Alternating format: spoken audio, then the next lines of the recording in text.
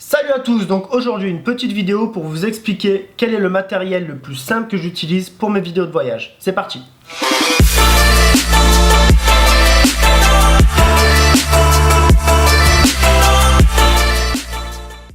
Alors on sait tous que pendant les voyages, le but c'est déjà de profiter du voyage et ne pas s'encombrer avec beaucoup d'équipements. Le problème c'est que pour moi c'est quelque chose que je ne comprends pas.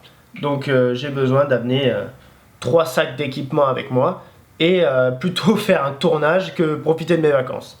Donc ça c'est mon côté un peu trop passionné je pense, qui parfois peut agacer certaines personnes avec moi parce que je suis tellement passionné que je suis plus là pour les images que pour profiter de mes vacances. Et en fait pour moi ce qui est compliqué c'est que si je filme pas mes vacances, je profite pas de mes vacances. C'est un peu bizarre mais partir en vacances sans ma caméra pour moi c'est même pas la peine. En fait je me dis que j'ai absolument besoin de ça, j'ai absolument besoin de créer ce contenu pour pouvoir me rappeler vraiment de tout parce qu'on pense sur le coup, t'inquiète pas, on va se rappeler de tout, ça va être cool, etc.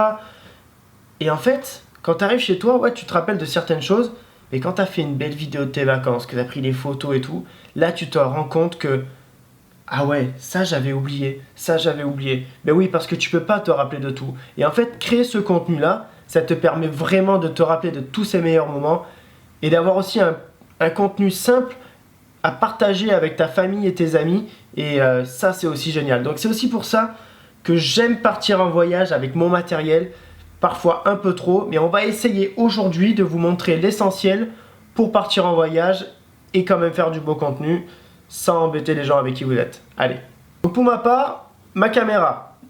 C'est vrai que je pourrais avoir une caméra un petit peu plus petite que celle-ci, qui est un peu lourde, je vous l'accorde. Mais bon, sachant ce que cette petite bête peut faire, je ne peux pas la laisser à la maison.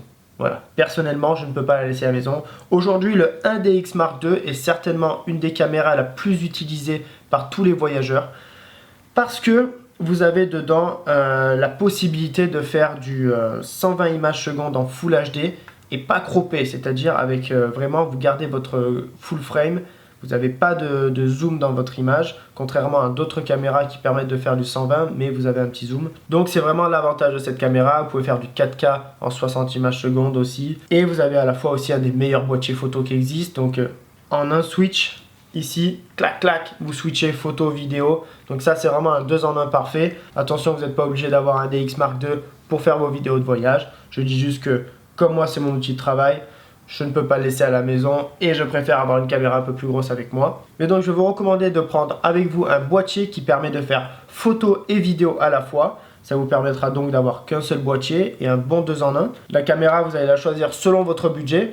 Aujourd'hui, je ne peux pas vous recommander telle ou telle caméra, je ne connais pas votre budget, mais vous avez des très très bonnes caméras aussi. Vous avez aussi les GH5, GH4 chez Panasonic qui sont des très très belles caméras qui permettent de faire de très belles choses en voyage, qui sont beaucoup plus abordables que celle-ci, qui ont une stabilisation en interne. Donc c'est vraiment des très bons boîtiers. Vous avez aussi les Sony A7S, A7S II qui sont aussi des boîtiers tout petits qui permettent de faire de très belles choses en voyage. Et d'autres boîtiers Canon, le 5D Mark III, 5D Mark IV. En un petit peu moins cher, vous avez le 6D qui pour moi est très très bien, un très bon compromis. Vous avez un 70D aussi qui est vraiment très bien. Donc voilà, pour les boîtiers, je vous laisse choisir ce que vous préférez. Mais donc maintenant, je vais vous expliquer ce que je vais amener avec moi obligatoirement pendant un voyage. Si j'avais qu'un seul objectif à prendre sur tout ça, je prendrais celui-là, le 24-105. Je l'ai découvert il n'y a pas longtemps, c'est celui que j'ai utilisé pour mon film à Bali avec ma copine. J'ai utilisé que cet objectif là uniquement. Ce qui est top dans celui-là, c'est qu'il a une stabilisation en interne dans l'objectif parce que le Canon n'a pas de stabilisation dedans. Donc ça c'est vraiment bien. Et vous avez donc un grand angle en 24 qui est top quand même pour du paysage. Et vous pouvez aller zoomer jusqu'à 105 mm, ce qui vous permet d'aller faire des petits zooms sur les portraits des gens, etc. Ce qui est vraiment bien. J'utilise aussi beaucoup le fait de zoomer en filmant. Ça donne un effet vraiment sympa. Vous pouvez pivoter, zoomer, ça donne vraiment pas mal d'effets. J'utilise vraiment ça, je sais pas si vous avez vu sur la dernière vidéo de Bali, mais il y a pas mal de clips comme ça. C'est pas de la post-prod, je l'ai vraiment fait en filmant. Donc ensuite pour moi, le problème c'est que à Bali par exemple, je ne pouvais prendre qu'une caméra et un seul objectif. Et mon 24-105 ne me permettait pas d'avoir un très grand angle. 24 c'est la caméra qui filme en ce moment. C'est grand mais pas très très grand. Donc pour ça, j'avais ma GoPro en plus. À ce moment-là, j'avais la GoPro 5. Là, ici, c'est la GoPro 6. Et vous avez donc la possibilité d'avoir un très très grand angle avec ça. Donc ça me permettait d'avoir le compromis parfait. Le très grand angle avec ma GoPro et le grand angle normal plus zoom avec mon 24-105. Donc c'est donc le meilleur compromis pour ma part. C'est donc ce que j'avais sur mon voyage à Bali et pendant mon tour du monde avec Fun for Louis, je ne sais pas si vous avez vu, mais j'avais que ça avec moi et on a pu faire des images de folie simplement avec ça. Attention, ce boîtier fait déjà des belles images, mais vous pouvez avoir un autre boîtier. Ce que je vous conseille juste aujourd'hui, c'est cet objectif et une GoPro et c'est vraiment le top. Imaginons que vous avez un petit peu plus de place dans votre sac. Je vous conseille un Karma Grip avec la GoPro aussi dessus, ce qui vous permet donc d'avoir vos plans stabilisés pour courir, etc. Donc ça prend pas beaucoup de place. Vous avez quand même de très très belles images avec la GoPro. Vous pouvez filmer en 4K aussi, ça c'est vraiment top. Avec la 6 maintenant, vous pouvez faire du 4K 60 images secondes, du 1080 en 240, c'est absolument fou. Donc voilà, c'est vraiment quelque chose que je vous conseille pour vos voyages. Le Karma Grip, c'est vraiment top. Si vous avez beaucoup de place et parce que vous êtes un peu maboule dans votre tête comme moi, bah vous prenez un Ronin aussi, voilà, vous partez en vacances avec le Ronin, vous avez que ça à faire, mais vous pouvez le faire. Je vous le recommande pas, mais ça fonctionne. Et ensuite, bah, si vous avez encore un peu de place dans votre sac, vous pouvez choisir d'autres objectifs. Un objectif que j'adore vraiment et que j'aimerais avoir avec moi sur tous mes voyages, c'est le 70-200. C'est l'objectif qui pour moi est le plus beau. Surtout dans les voyages où vous allez faire des rencontres des gens. Si vous partez dans des pays où vous allez avoir des gens à filmer, c'est le plus beau parce que vous pouvez filmer à 200 mm en 2.8 et donc aller voler des moments en fait, aller filmer ces gens de près sans qu'ils s'en aperçoivent en fait, et c'est là que vous allez vraiment capter l'émotion parce que quand les gens s'aperçoivent que vous les filmez, d'un coup ils changent totalement, ils changent de comportement, alors qu'avec un zoom comme ça, vous pouvez aller vraiment voler ces petits moments et ça c'est vraiment génial. Et j'ai récemment aussi acheté un multiplicateur x2, ce qui me permet de passer de 200 à 400 avec ça. Attention, ça ferme un petit peu, donc de 2.8 on passe à 4, mais 2 jours c'est quand même très beau et on garde quand même un beau bokeh, un effet flounette vraiment sympa. Et ça c'est vraiment top. Donc ça c'est vraiment, voilà, si vous avez de la place dans votre sac, je vous recommande ça en plus, c'est absolument génial. Si vous avez encore plus de place et que vous voulez vraiment pas prendre une GoPro parce que vous vous dites oh ben je sais pas, c'est pas pareil la GoPro, mon boîtier, etc. Alors que pour moi j'adore vraiment le rendu et on peut arriver à quelque chose d'assez similaire sur une vidéo. Vous pouvez prendre un 16-35, ce qui va vous permettre donc de compenser le fait que vous n'avez pas de grand angle avec le 24-105. Ici vous allez avoir le grand angle qui vous permet de vraiment compenser ce problème là. Donc après, si vous voulez un objectif que pour faire du portrait, je vous recommande vraiment un petit 50 mm. Donc ça c'est vrai que ça prend pas trop de place dans le sac. Vous pouvez vraiment prendre un 50 mm en plus. Donc pour le voyage, vous n'avez pas vraiment besoin de plus de matériel que ça. Peut-être un petit trépied en plus, ça peut être nécessaire. Moi pour ma part, j'aime beaucoup filmer à la main tout ce que je fais.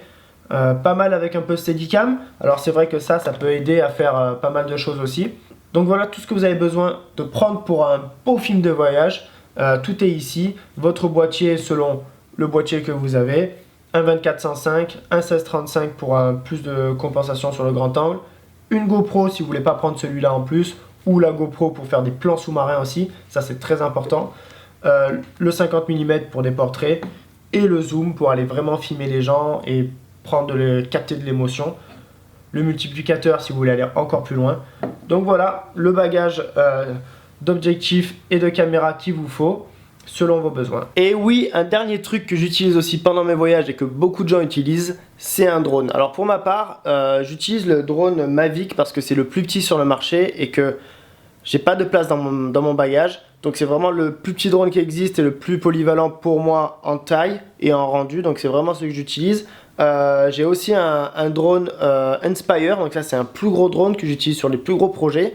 Donc là je vais vous laisser voir une petite vidéo que mon ami Gabriel Ernst a fait de notre voyage en Islande. Donc vous allez voir dans cette vidéo que les conditions de tournage sont assez simples. Mais c'est aussi ça qui est beau, c'est essayer de ramener des belles images avec des conditions de travail pas forcément faciles, mais quand on est passionné, on essaye de faire au mieux. Voilà, je vous laisse regarder.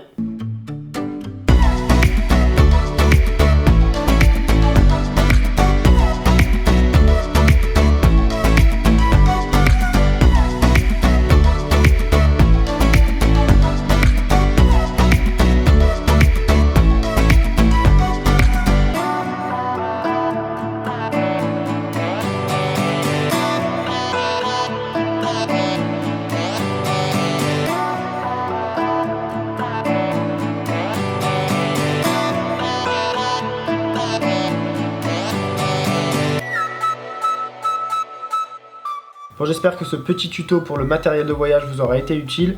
Voilà, n'hésitez pas à vous abonner et je vous dis à la prochaine. Ciao!